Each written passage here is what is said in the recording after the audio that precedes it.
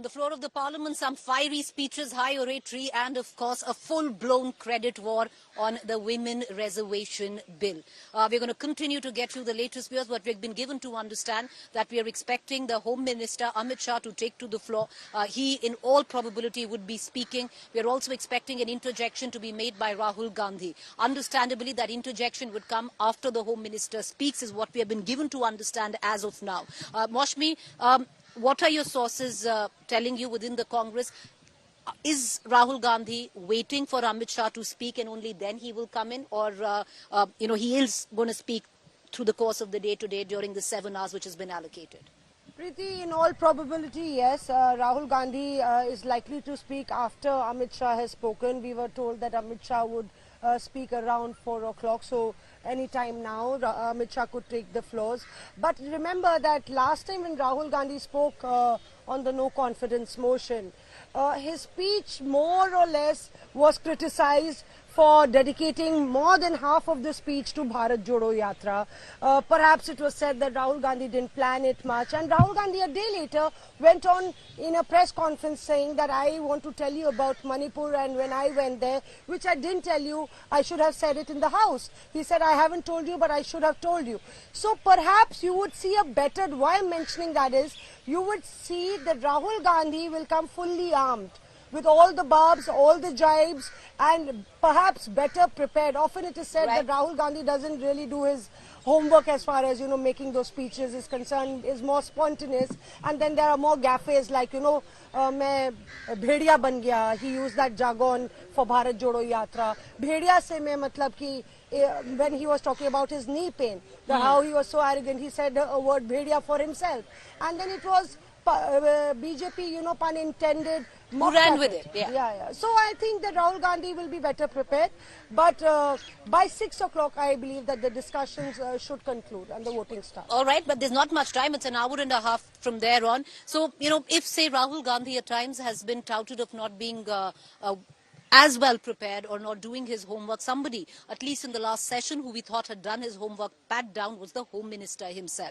And we are expecting Amit Shah as well to come out and speak on the floor of the House. But what has gone down today, Moshmi, if we go through, the speeches that have been made, some of them exemplary. Some of them actually, if you look at it, parts of some speeches were great, but most of them fell into the trap of political one-upmanship. Most of them fell into the trap of credit wars. Somewhere down the line, taking away on what could have been a momentous occasion, because the 7 hours will go on record in the annals of Parliament history as, a possibility when this bill could actually pass from both houses, something that has been hanging fire for decades now. Right, Preeti, I also agree with you, but this is a huge political masterstroke. It was said to be a masterstroke when the Congress got it, and in fact, Kakoli Ghosh Dastidar even showed the tweets that the BJP IT social media head had made at that point of time, saying that the Congress was wanting to win the women vote bank, yet another card by the Congress, and these are theatrics by the Congress, and trying to divide the society. And they had actually ridiculed the Congress trying to get the Women Reservation Bill just as a political constituency. And there were, that entire fist fight is happening even now. So you see that, yes, best of speakers. We've seen a lot of women speakers, viewers. We've been here all afternoon, me and Preeti, and we've been counting the number of speakers. Some very good phrases, very punchy lines. But yes, we can clearly see a division. Apart from the fact that they are all supporting it, the opposition sees ulterior motives by the BJP, and the big highlight is that the opposition is pushing for that this is yet another jumla by the BJP. While, like Nishikant said, Preeti, that this is Modi ka bill, Modi ki guarantee, and he is the one who's he made the strike at the football stadium, and Jo Jeeta Wahi Sikandar, and that's why Modi is the Sikandar. That's what it's interesting, because if you look at the irony of it all, and it does reflect reflect. 1987 is when Rajiv Gandhi had constituted a 14-member committee, and one of the top recommendations of that committee, headed by Margaret Alva, was women reservation in politics. It's come a full circle, and one will have to give the credit to the Modi government that he's got the timing of it right. But what we are looking at in the long run, will it happen anytime soon? There are a lot of loopholes, viewers, where a census needs to be conducted. That will only happen in 2026. After that, the exercise of delimitation. To give you an example, Jammu and Kashmir, the delimitation exercise has taken over 2 years. We're talking about delimitation for the entire country. Will it be possible to even conclude that before 2029? Huge amounts of questions there. And the other point, Moshmi, before we cut across to all the reactions that we are getting in from the Parliament, as well as lots of celebrities, athletes, it is a momentous occasion that this bill will come to a pass. So we are standing on the cusp of history. It's a headlight moment for India if both houses clear it.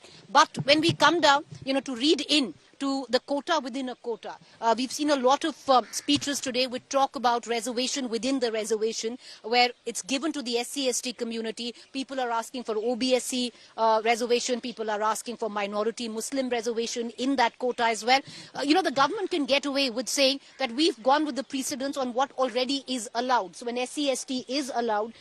But, Moshmi, once the census is done, once you've identified OBC seats, there could be a possibility that one would get into an amendment of this bill. That's another long process there.